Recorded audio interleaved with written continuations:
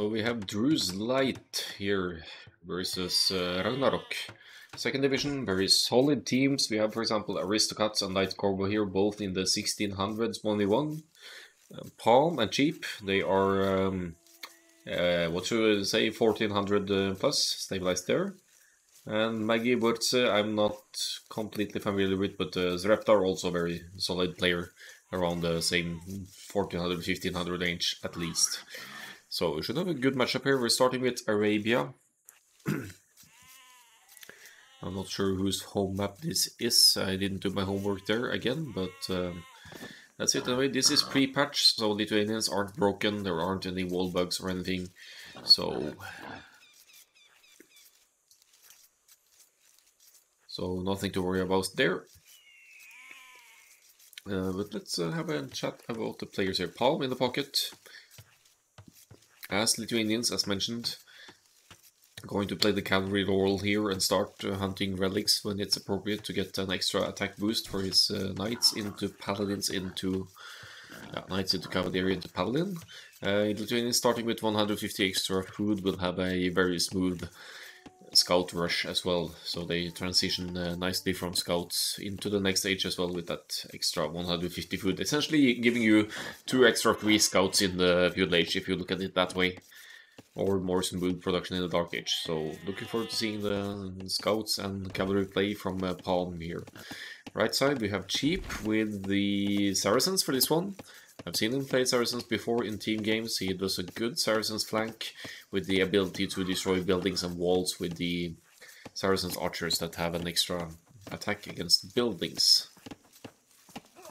So that's probably going to be their play here. Maybe rely on a bit on market abuse early on to manipulate the economy into producing multiple out of multiple ranges without really having the same eco setup other civs would, but yeah, we'll see if he goes straight for the archers or for an infantry style opening here. There's possibilities the flanks are not that far off each other, so men-at-arms or even rush fast castle with Saracens here would be doable as well.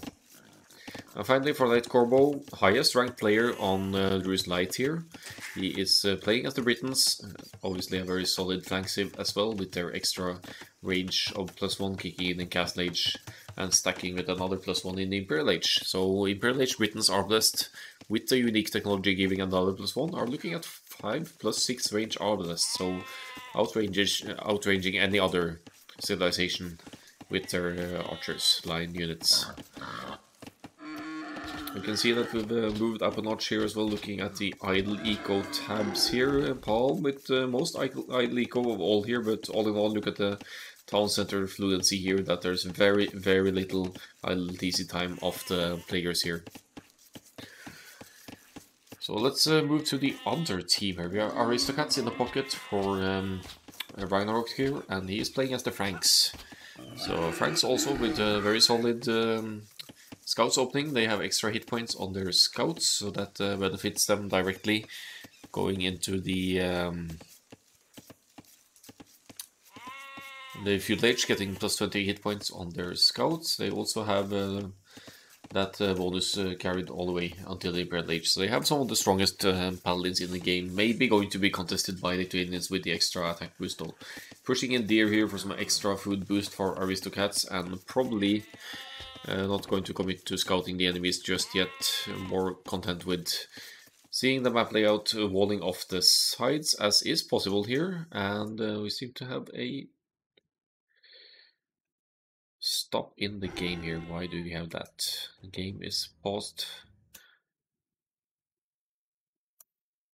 I'll just try to reconnect with Capture Age and see if that's gonna help.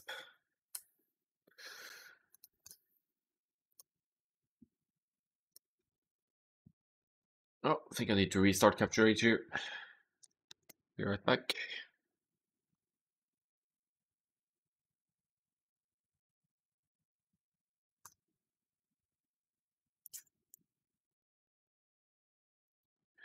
Fortunately, this doesn't stop the progress in the playback. So we're at 7:29 here now, and unless something else bugs here, we should be good to go. Let's make sure HMM bars is minimized for maximum capture each performance here. So yeah, wall up here for Aristocats, and he has wall where he has a base where he can do that. It's a bit of a stretch towards the edge, but being this close to the edge, you could easily secure the sides with some palisades or double palisades here. It's a bit of an early walling, but I think it's just securing the most important areas here for Aristocats. And then to go into scouts, of course, with Feudal Age kicking in not too long here. Left side for Aristocats is Magiwurze with the Britons. So we have a Britons mirror on the left hand side here. No significant advantage then range-wise for the flank players on the left side. And finally, right hand side we have Ethiopians for Reptar versus Cheap Saracens here. Cheap full walling off and dropping the 3 miners of gold here, so that's a straight archers build for Cheap here, all on a pretty darn early wall of full wall here for Cheap, wants to play it safe. So as the Feudal Age is kicking in, we'll be seeing scouts from the pockets, and then unless I missed something, we'll be seeing straight archers from all the sides as well, all the flanks. So Reptar with a much more unfortunate base layout here than his peers. Forward main gold, forward side gold. Where is even the last one? Is that? Is this actually a bug map? Oh, there we go. There's a gold in the back, but it's right across, right next to the edge as well, so that's also not ideal. But a horrible base, honestly. Woodland here, woodland here. This is Cheap is going to have the easiest job in the world to deny the resources of Reptar here, because he could hit the gold, he could hit this woodland with the range, he could hit this one as well, unless Reptar finds some way to fight it. I think he needs a defensive tower here ASAP, otherwise he'll struggle against Cheap's forwards.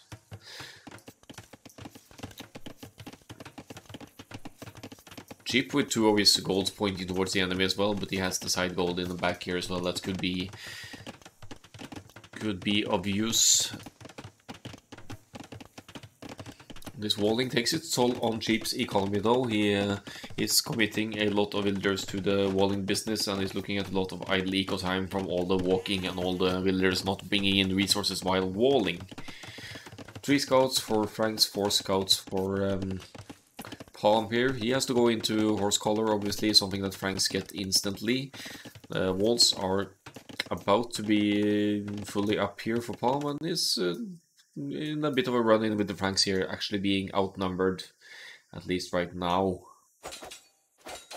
Yeah, that's a dead scout for sure for Palm, and let's have a look at the movement here. Aristocats has most of his scouts collected here, so he's taking the favorable engagements here for now. But Palm, he does have the numbers, so if he can collect his scouts somehow, it will be better. Meanwhile, they have a few skirmishes in the mix here for Light Corbo, playing it a little bit on the defensive side against Magiwurze here now.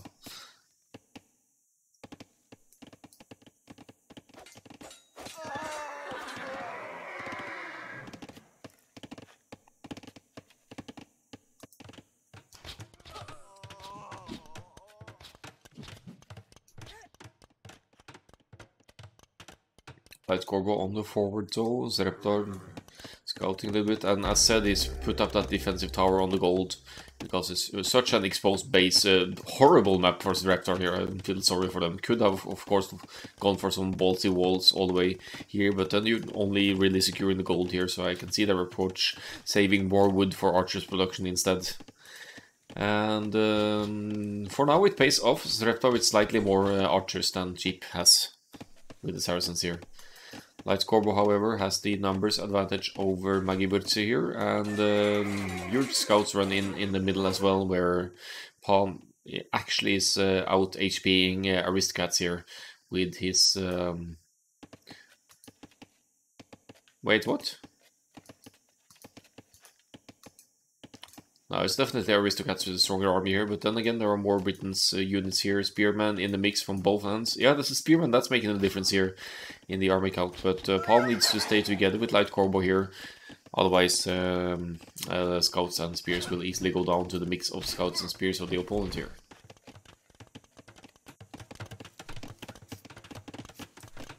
Cheap is going to be subject to attack from Zreptar here now. Not too impressive numbers for Cheap overall here. 10 archers against 10 though, so yeah, maybe it's decent after all. What's the upgrades like? Can we even see it here? It's like yeah, fletching for both, so that should be a huge difference.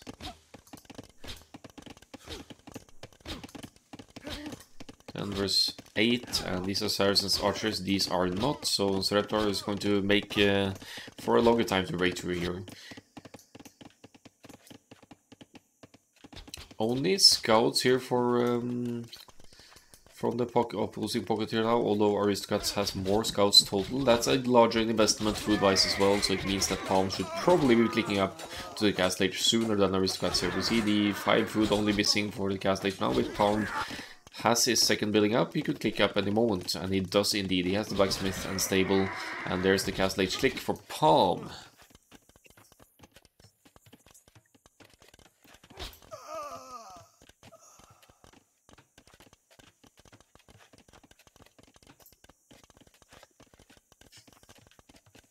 That Corvo takes the hill, of course, wants to keep that advantage, have some point to fall back to defend. All players more or less fully walled here. Maggie Wurtz, not really, but they also did go for the more early aggression. A very open map for Maggie Wurtz here as well, with 2 very forward golds. I'd say nobody got a really dream map here. We see the goals of Palm are outside as well, and yeah, this is a very open map where you have to actually play the map and deny resources as you can.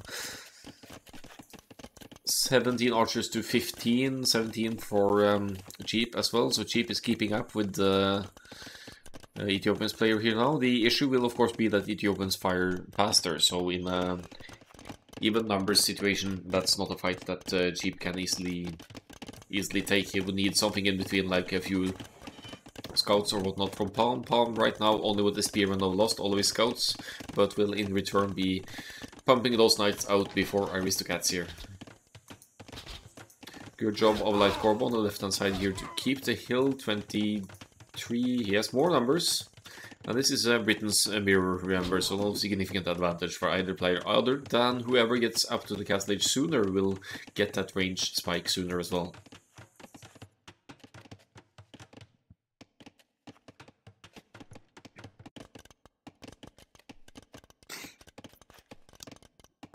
So you see the players having good control of their armies here. They take the hills for extra range or extra hill damage potential advantage. They try not to take fights they can't win, because then they can keep their numbers consistent. And especially for archers, this is very important, as you get the archers power spike into crossbow and arbalest respectively through the next stages for more quickly than for the knights into cavalier and paladin, which takes longer to research.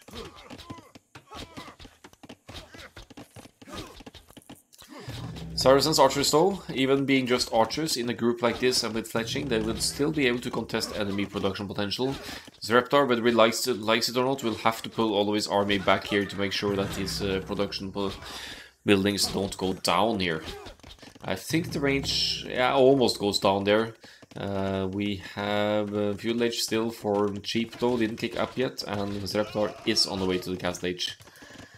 Zreptar with the numbers, Palm with the knights to meddle in, so with knights let's see, +1 defense here with a few late archers, so maybe they'll be okay. They'll be acting as a meat shield here to have the teal archers fire at the knights and Cheap's archers free to fire at Zreptar's army here. This is a good numbers cleanup, especially considering Zreptar is on the way up and having a lead over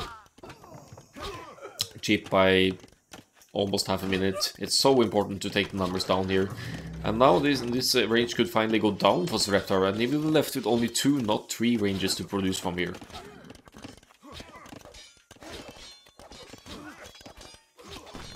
Lite Corbo, as we can see, is approaching cast age, going to reach that well ahead of the other flank here. I believe he pulled his archers over to the other side area, maybe chasing something, maybe just keeping them away pending that crossbow upgrade that should be happening soon, I hope. One range is down for Reptar though. Cheap, however, still has a bit to go until the castle age, whereas Reptar will... Actually, it's not that, it's only 20 seconds difference. So they could very well clean this up. Frank's Knights are really helping out here now though, and Cheap, he actually risks losing all of his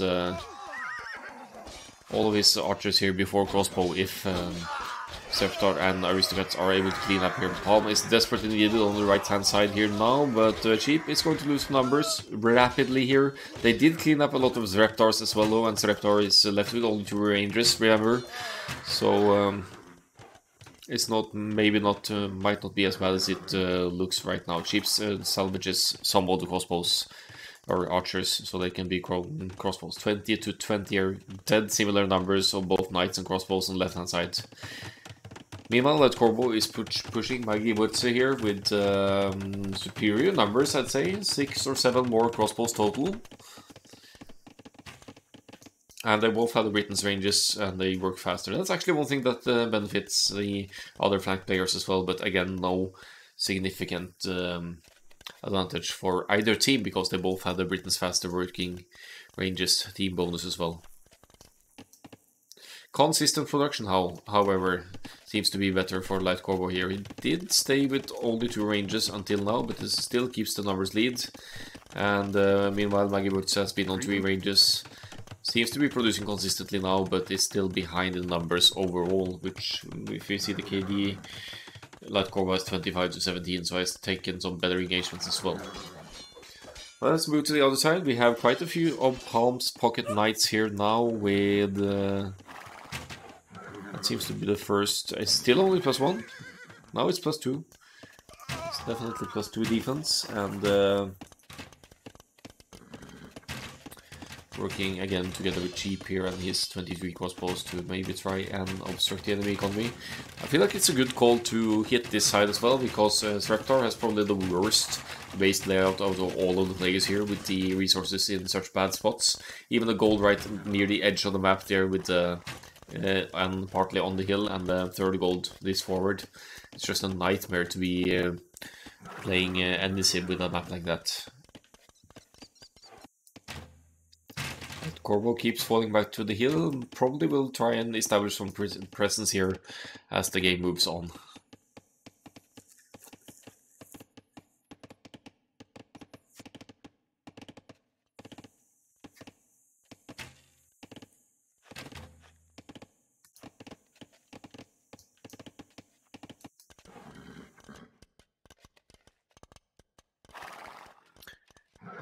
Look at the numbers though. Knights numbers, 23 knights for Palm here, 12 for Aristocrats. So they're going to dominate the right hand side here now. Might even take out most of Reptar's armies again. Cheap with 33 crossbows, roughly 10 more than Reptar here. And Reptar in the TLA is really going to struggle on his side. So if they can do enough damage to Reptar, now they're free to go on to Aristocrats in the pocket, who barely has any army at all here now. And if they could damage the pocket's eco as well, which by the way is surpassed by Palms here by 11 villagers for now, then Druz Lite is in a great spot here. Especially since Lite Corbo is keeping things at bay on the left hand side as well. He's with 3 town centers now, whereas the other Britain's guy is only with 2 as far as I can see. And even keeping the military lead as well. And here come the Saracens crossbows again. They can take out production buildings. And with knights in front, it's not easy for the faster firing Ethiopians archers to take out these Saracens crossbow numbers either. So another range will need to be rebuilt here for Reptar, most likely. It's also makes for an opening in the walls here, so Druz Lite are free to enter. Behind all this though, I have to commend Reptar for keeping production of builders and army consistent and not falling too far behind here, at least in terms of builders. But overall builder count for the teams though is heavily in favor of Druz Lite. Same goes for military. Look at those Saracens archers just crumble buildings like this. Stone walls take a bit longer, but given the army count overall, there's no way for Ragnarok to comfortably engage here either, unless the Britain's player actually comes all the way over to the other side here and helps this side. But that's something you never want to see from one flank. And on the other hand, if they do, Lite Corvo would just slay them because their army is out of position. So good production from the pocket though,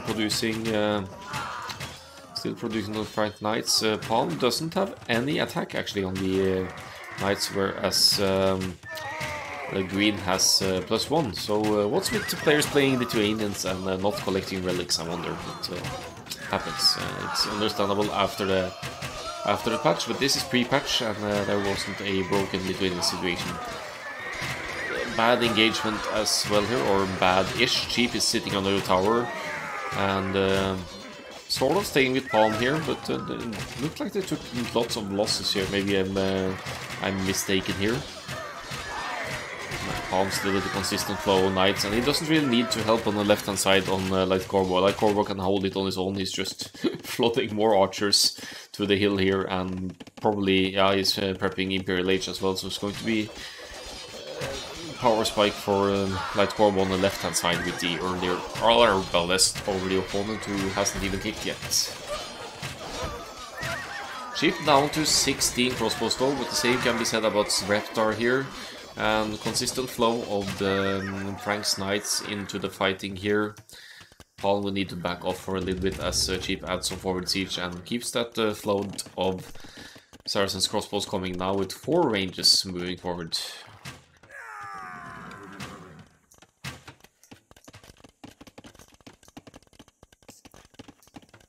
Keep in mind though that Reptar with their horrible base to begin with has relocated or extended to the south instead, so the golds are still off limits for Reptar. They'll really be struggling for gold throughout the game here, given those positions.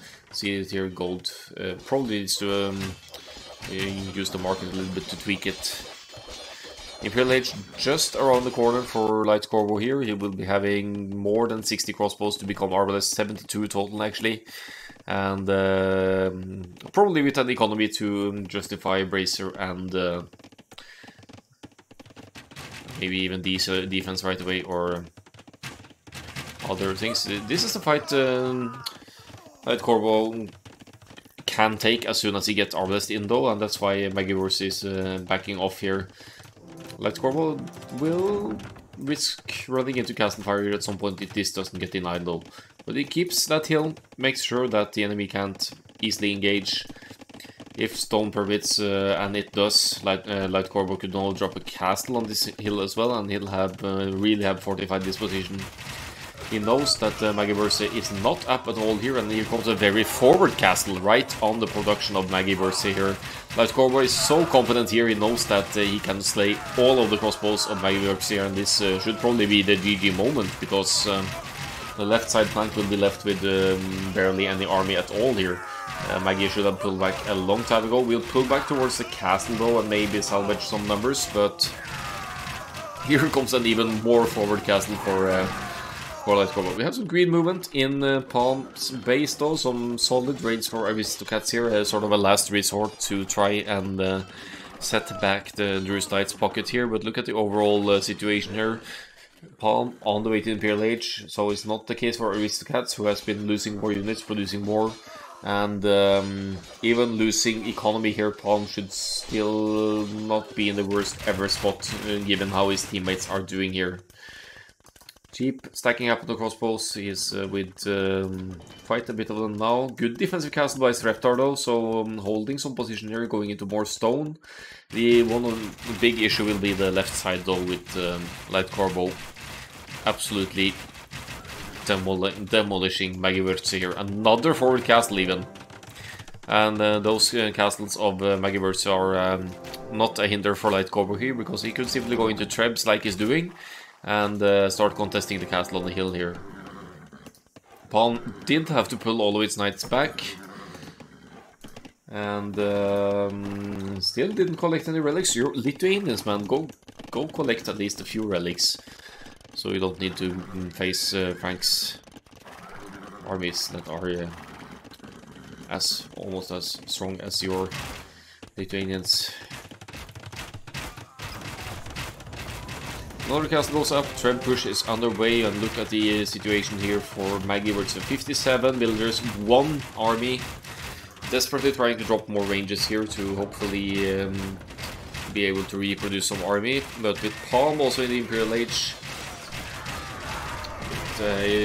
with the enemy pocket not even close, didn't even click yet, this should certainly be Druz Lite's game to win.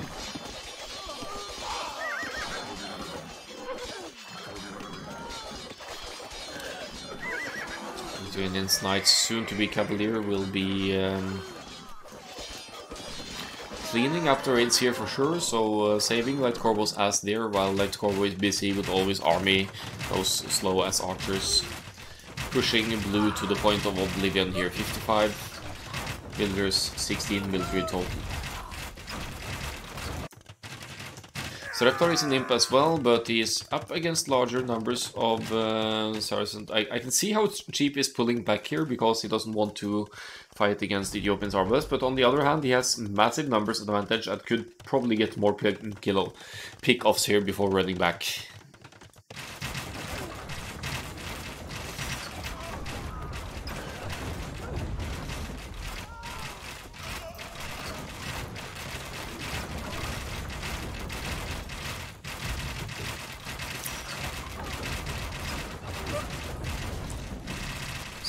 Stats here, military numbers are undeniably huge for Drushina here. We have aristocrats on the way to Imperial finally, but Palm already has Cavalier.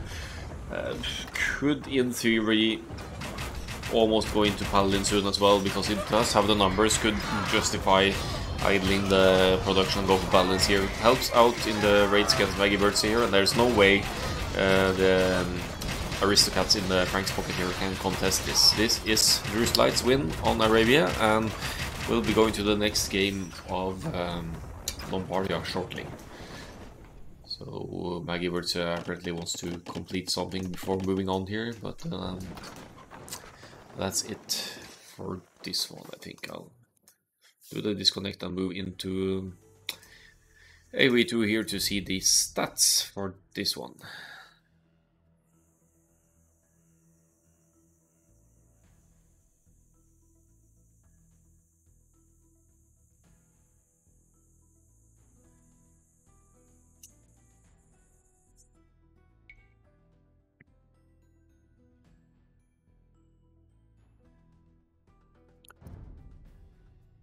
So Palm with a better pocket play here, has to be said.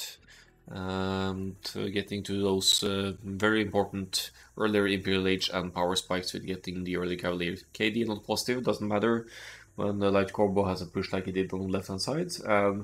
Cheap doing a great job early on to make sure that the Ethiopians can't easily get to Imperial Age and mass Arbalest and push back the admittedly inferior Saracens in the... considering that Saracens will not be able to get to...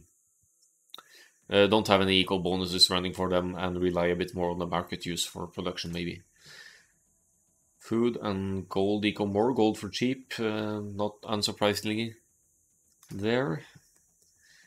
Castlet for Palm at 2012 though, that's a huge difference to... even that 1 minute there makes a huge difference in the early fighting, especially when you're fighting when the flanks are still in feudal and you have your knights to chip in for the...